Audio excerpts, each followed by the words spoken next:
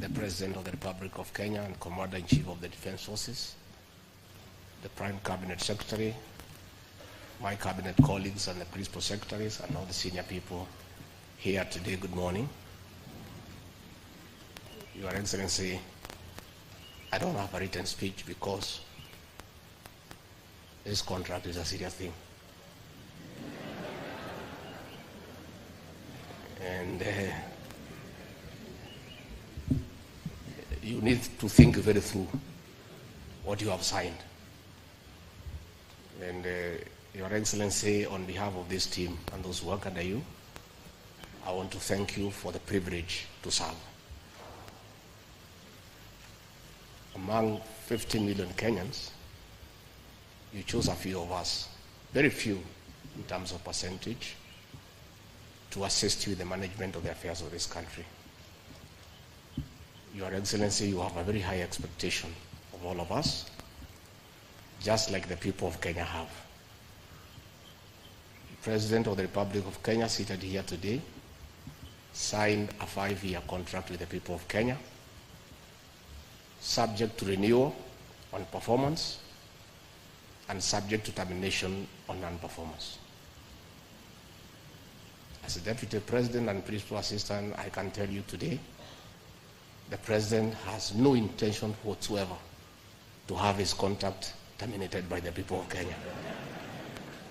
His very intention is to have it renewed, and therefore those working under him must perform and perform efficiently.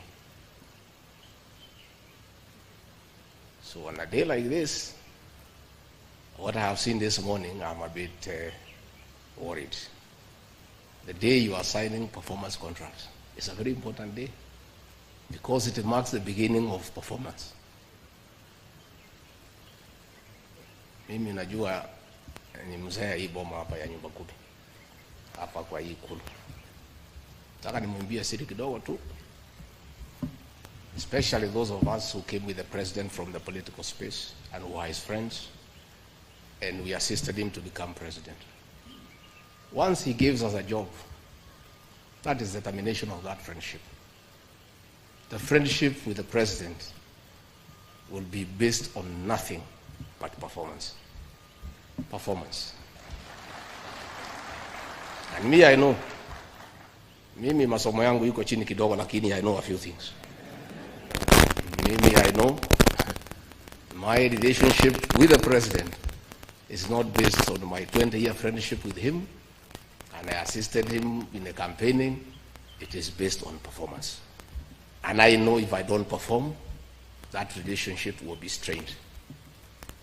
I want to urge you today when he's here, please perform. Perform. Because the President has a performance contract with the people of Kenya, and it is your performance that will assist him to fulfill that contract.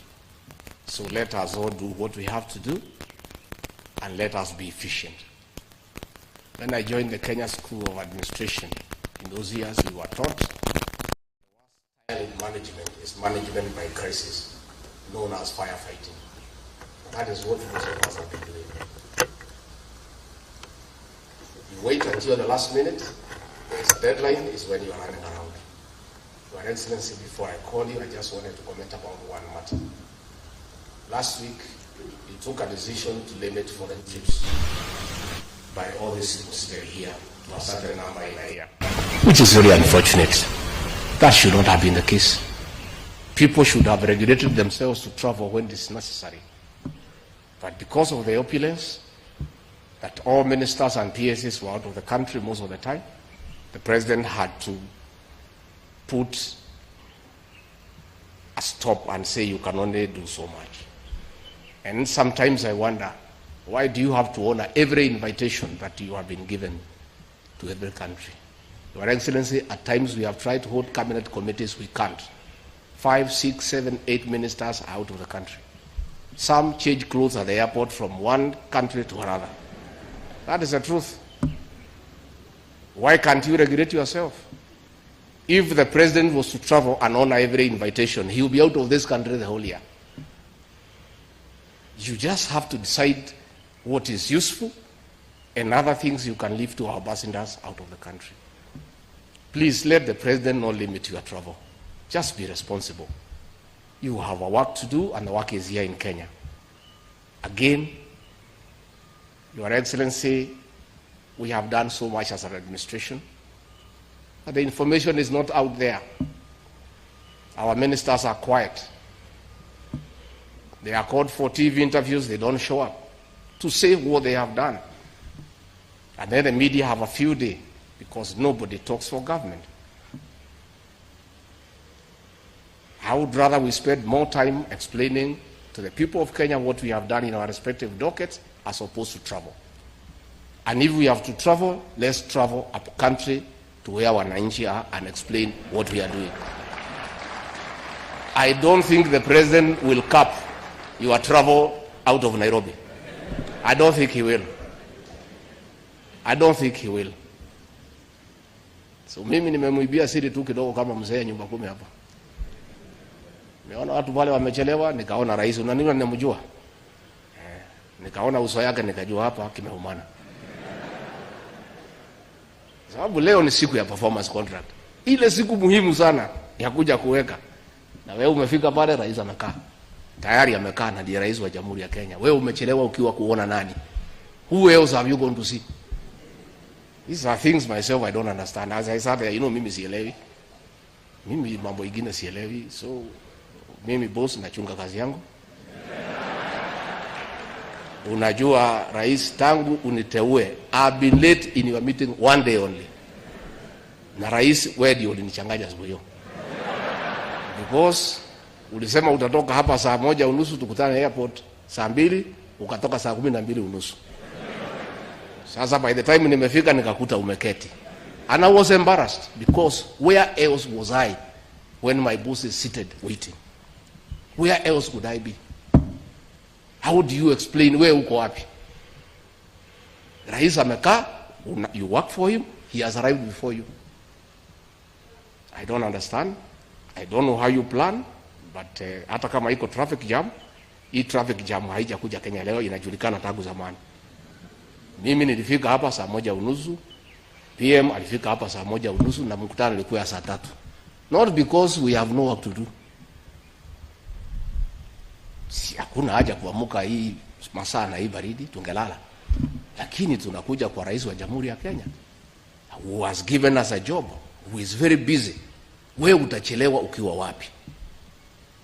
So those are things as you sign these contracts you need to think about. But I want to assure you from what nimesikia asubuhi, from today tufanye kazi. Marafiki wa rais wa zamani tufanye kazi. Kipimo ni kazi peke yake. Mimi nimesikia na mimi nakubaliana na rais, kazi. Let us work. Let us do what we need to do to help the president. And he has set the pace. Let us follow the leader because he is the leader. If his pace is to keep time, let's keep time. If his pace is to work hard, is to work hard.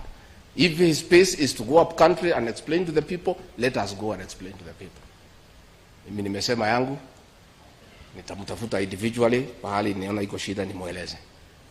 With those few remarks, I request you to be upstanding and help me usher in the President of the Republic of Kenya, Mr. President. Thank you.